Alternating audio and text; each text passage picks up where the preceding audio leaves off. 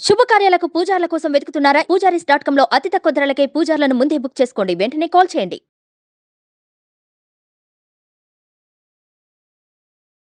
నమస్తే, welcome to Suman TV. నేను మీ యామ్ని. ప్రస్తుతం మనతో ఉన్నారు ప్రముఖ ఆధ్యాత్మికవేత్త సన్నిధానం లక్ష్మీ విశ్వనాథ్ గారు ఉన్నారు. వారితో మాట్లాడదాం. నమస్తే అమ్మా. నమస్తే అమ్మ. అమ్మ, ఇప్పుడు ఏంటంటే కొంతమంది ఏదైనా మొక్కుకుంటారు దేవుడి దగ్గర, ఏదైనా ఆ మొక్కు తీర్చకముండనే చనిపోతూ ఉంటారు కొంతమంది. సో అలా తీర్చకుండా ఉండి చనిపోతే అది మనకి దోషంలాగా ఉంటుందా మన కుటుంబానికి? అంటే మొక్కు వేరు, ముడుపు వేరమ్మా. ఉమ్, అంటే మొక్కు అంటే నేను ఇది మొక్కుకున్నాను. ఉదాహరణకి వెంకటేశ్వర స్వామికి మొక్కుకున్నాను. అప్పుడు ఏం చేస్తారంటే ముడుపు కడతారు. ముడుపు కట్టి దాన్ని ఒక తెల్లటి బట్టలో ఒక చిన్న కాయిన్ వేసి, ఒక రూపాయి కాయిన్ వేసి, దాంట్లో తెల్లటి బట్ట అంటే తెలుపులోనే పసుపులో ముంచుతారు. పసుపు నీళ్ళలో ముంచి బాగా ఆరబెడతారు. ఆరబెట్టేస్తే అది పసుపు బట్ట అవుతుంది కదా. ఉమ్, పసుపుతో కూడినటువంటి పచ్చ బట్ట అవుతుంది. ఆ బట్టలో ఒక రూపాయి కాయిన్ వేసి మూట కడతారు. ఇంత పెద్ద బట్ట కాదు, చిన్నది. ఇంత భరిణలో పెడతారనమాట. పెడితే అక్కడ దేవుడి దగ్గర పెడతారు. ఎక్కడ? వెంకటేశ్వర స్వామికి అనుకోండి, వెంకటేశ్వర స్వామి దగ్గర పెడతారు. ఇప్పుడు గణపతికి ఉందనుకోమా, గణపతికి ఏం చేస్తారంటే ఒక తెల్ల టవల్ తీసుకొని దాంట్లో, స్వామి నేను అనుకున్న పని నిర్విఘ్నంగా సాగేలాగా చేయి స్వామి అని దండం పెట్టుకుంటారు. దండం పెట్టుకొని ఒక సేరుంపావు బియ్యం అంటే 4 డబ్బాల బియ్యాన్ని దాంట్లో పోస్తారు, మూట కట్టేస్తారు. అది ఏది? ఉదాహరణకు అమ్మాయి పెళ్ళో, అబ్బాయి పెళ్ళో, లేకపోతే గృహప్రవేశం వెంటనే అయిపోతాయి అనుకోమా, అట్లా కడతారు. కొంచెం టైం పడుతుంది అనుకో, అప్పుడు ఏం చేస్తారంటే అక్షతలు మాత్రమే వేసి చిన్నది కడతారనమాట. అంటే ఈ బియ్యాన్ని మళ్ళీ ఆ రోజున ఉండ్రాళ్ళు చేయాలి. అమ్మాయి పెళ్ళి అయిపోయింది అనుకో, లేకపోతే అబ్బాయి పెళ్ళి అయిపోయింది అనుకో, 16 రోజుల పండుగ లోపల చేయాలి. వాళ్ళు ఇక్కడ నిద్రలోకి వచ్చినప్పుడు చేస్తారనమాట. అలా కాకుండా కొన్ని పనులు కొంచెం టైం ఎంత సమయం పడుతుందో మనకు తెలియదు, అది దైవాధీనం లాగా ఉంటుంది, మనకు తెలియనటువంటివి ఉంటాయి కదా. అటువంటప్పుడు ఎంత సమయం పడుతుందో తెలియనప్పుడు పురుగు పట్టేస్తాయి కదా. అందుకని అక్షతలు మాత్రమే పెడతారు. అది గణపతికి అయితే. వెంకటేశ్వర స్వామికి అయితే నేను చెప్పినట్టుగా తెల్ల బట్టని పసుపులో ముంచి గుడ్డలే. అమ్మవారికి అయితే కనుక ఎర్రటి జాకెట్ గుడ్డ కానీ ఎర్రటి బట్టలో కడతారనమాట. అది ఇది ఇది ముడుపు కట్టడం అంటారు. మొక్కుకోవటం. మనం ఒక్కోసారి మొక్కుకుంటూ ఉంటారు. మామూలుగా ఇది మా అమ్మాయికి ఇదైతే, మా అబ్బాయికి ఇదైతే, చదువు కావచ్చు, వివాహం కావచ్చు, ఉద్యోగం కావచ్చు, ఇల్లు కావచ్చు, ఎవరి కోరికలు వారికి, ఎవరి అభిష్టాలు వాళ్ళకు ఉంటాయి. ఈ విధంగా అనుకుంటూ ఉంటారు. ఒక్కోసారి సడన్గా వచ్చేస్తుంది, ముంచుకొని వచ్చేస్తుంది. ఆ కష్టం ఇంత అంత అని చెప్పడానికి లేదు. నుంచున్న పళంగా దండం పెట్టుకుంటారు. వెంకటేశ్వర స్వామికి నిలువు దోపిడి అనేది ఇస్తారు. స్వామి నీకు నిలువు దోపిడి ఇస్తామని దండం పెట్టుకుంటారు. దండం పెట్టుకొని ఉన్న పళంగా అంటే వారి ఒంటి మీద ఉన్నటువంటి చీర బట్టలు ఏవైతే ఉంటాయో ఆ బట్టల దగ్గర నుంచి కూడాను వారి ఒంటి మీద ఉన్నటువంటి బంగారం సూత్రం తాడుతో సహా, సూత్రాలతో సహా ఇస్తారు. మళ్ళా తర్వాత ఏం చేస్తారంటే దీన్ని పసుపు తాడేసుకొని ఒక పసుపు కొమ్ము కట్టుకొని చేస్తారు. మళ్ళీ కొత్తవి తర్వాత చేయించుకుంటారు అనమాట. ఏవైతే వాళ్ళు ఒంటి మీద ఉన్నాయో మొత్తం ఇవ్వటమే, మొత్తం ఇచ్చేస్తారనమాట. అంటే దాన్ని అప్పుడు ఆ సమయం ఇది అని చెప్పడానికి లేదనమాట. తెలియని కష్టం వచ్చేస్తుంది. అందుకని దాన్ని నిలువు దోపిడి ఇస్తాం స్వామి అని చెప్పుకుంటారు. అట్లా వారి వారి మొక్కులను బట్టి. సరే, ఈ మొక్కుకున్నారండి, బాగానే ఉంది. మరి ఈ మొక్కుని అందుకనే చెప్తారు, ఈ ముడుపు కట్టారనుకోండి, ఈ ముడుపు కట్టి అక్కడ పెట్టారనుకో, ఏమండి మరి ఇక్కడ ముడుపు కట్టి మొక్కులు ఇంట్లో వాళ్ళకి చెప్పుకోవచ్చు కదా అంటే, కొంతమంది అంటూ ఉంటారమ్మా, కొంతమంది దగ్గర వింటూ ఉంటాం, చెప్పుకోవడం మంచిదే అంటా నేను. చెప్పుకుంటే ఏంటంటే వాళ్ళు ఒకవేళ వీళ్ళకి ఏదైనా పరిస్థితుల వల్ల గతించినా కానీ అదేదో వారు తీరుస్తారు. ఇంకొకరు ఎవరైతే కుటుంబ సభ్యులు ఉన్నారో వారు తీరుస్తారు. కానీ చెప్పితే అవ్వదు కదండి అనే నమ్మకం ఉంటుంది చాలామందిలో. అది ఎవరి నమ్మకానికి సంబంధించినటువంటిది కాబట్టి తప్పేం లేదు. అప్పుడు ఏం చేయాలండి అంటే, అందుకనే మన పెద్దవాళ్ళు ఎవరికి చెప్పేవాళ్ళు కాదు. అట్లా అని ఇటువంటి పరిస్థితులు వస్తాయేమో అని ముందు చూపుతోనే వాళ్ళు ఈ గుడ్డలో కట్టేసేసి ఒక భరిణలో పెట్టి అక్కడ పెడుతూ ఉండేవాళ్ళు అనమాట. ఈ భరిణ చూడంగానే ఇప్పుడు నేను చెప్పే కదా, గణపతికి అయితే ఇది, ఓహో గణపతికి ఈ విధంగా అనుకున్నారా, ఓహో వెంకటేశ్వర స్వామి ఇదా, ఓహో అమ్మవారికి ఈ విధంగానా, ఇట్లా అనుకుంటారనమాట. అనుకొని ఇట్లా ఒరే ఇట్లా అనుకున్నాను రా అని చెప్పేసేవాళ్ళు కూడా చాలామంది. ఎవరన్నా చెప్పకపోయినా ఈ విధంగా కూడా తెలుస్తుంది. మరి వారి కుటుంబానికి దోషమా అంటే కనుక ఒక రకంగా వారు గతించారు కాబట్టి చేసినా పెద్ద ఇదేం కాదు, వారితో అది అయిపోయింది. కానీ వారి కుటుంబానికి కూడాను ఏది జరిగినా కానీ ఓహో దానివల్ల అని పీకుతుంటుంది. నిజంగా మనిషికి ఉన్నటువంటిది అదే మొట్టమొదటిది.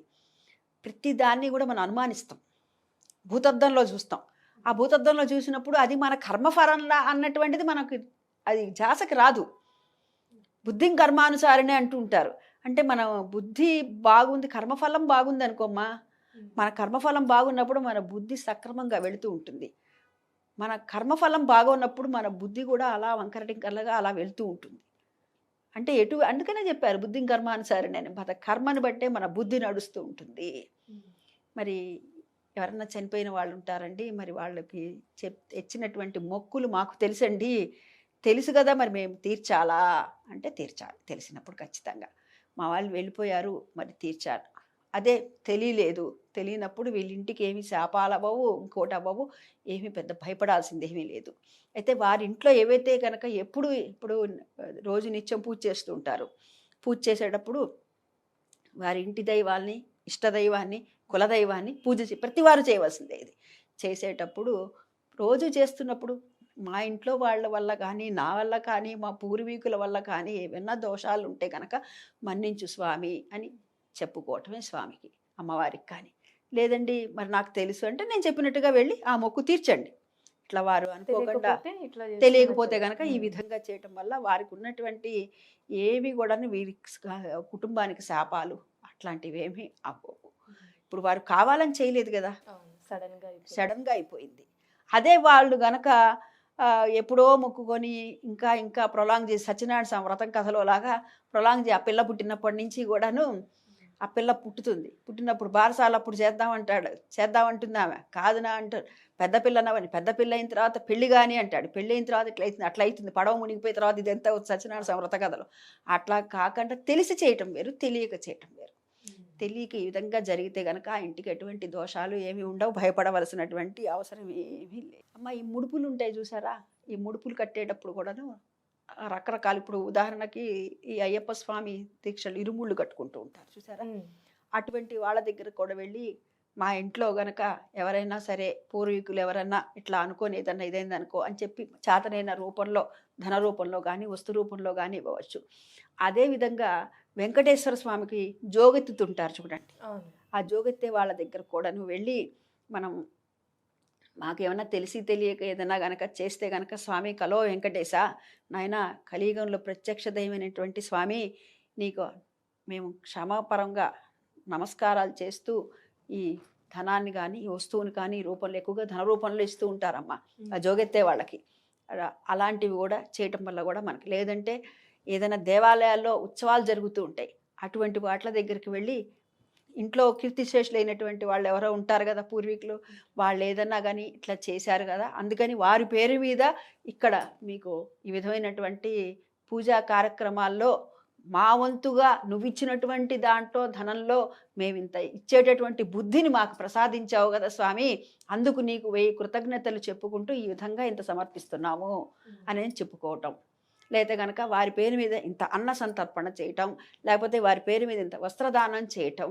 ఈ విధంగా వారు ఏవైతే ఎక్కువగా, ఇప్పుడు ఉదాహరణకు మీ ఇంట్లో మీ అమ్మగారు ఉన్నారమ్మా, మీ అమ్మగారు ఏం చేస్తున్నారో నీకు తెలుస్తుంది కదా, మీ నాన్నగారు ఏం చేస్తున్నారో నీకు తెలుస్తుంటుంది కదా, ఎక్కువగా ఏ దైవానికి ఎట్లా ఇస్తున్నారు, ఎటువంటి వాళ్ళకి ఎట్లాంటివి ఇస్తున్నారనేది తెలుస్తుంటుంది కదా.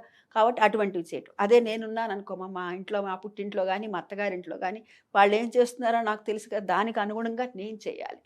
అది అట్లా చేయటం వల్ల కూడా ఒకవేళ గతించినటువంటి వాళ్ళు చేసినటువంటివి ఏవైనా సరే ముడుపులు, మొక్కులు ఏవైతే ఉన్నాయో ఆ మొక్కులు చెల్లించలేకపోతే గనక, ఆ ముడుపు కట్టి ఉంటే గనక వీళ్ళు దాన్ని, ఎప్పుడైతే వీరి కుటుంబ సభ్యులు ఉన్నారో మనకి తెలిసినా కూడా తెలిస్తే గనక ఖచ్చితంగా చేయండి.